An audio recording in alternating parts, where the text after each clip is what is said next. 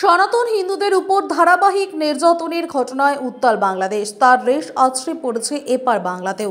প্রতিবাদে গর্জে উঠেছে শহর। হাতে ধরা পোস্টারে গর্জন। এক চিন্ময় কারাগারে লক্ষ্য চিন্ময় ঘরে ঘরে।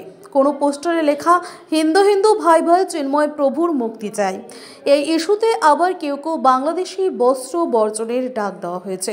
চিন্ময় প্রভু নিঃশর্ত মুক্তির দাবিতে হিন্দু সুরক্ষা মঞ্চের পক্ষ থেকে প্রতিবাদ মিছিল অনুষ্ঠিত হলো তুফানগঞ্জ শহরে।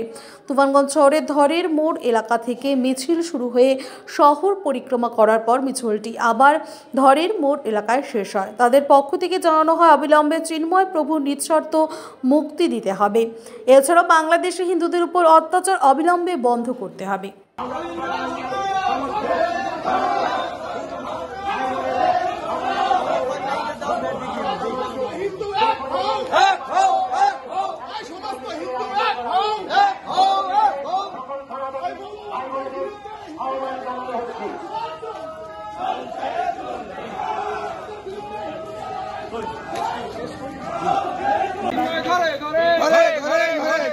বাংলাদেশে হিন্দুদের উপর অত্যাচার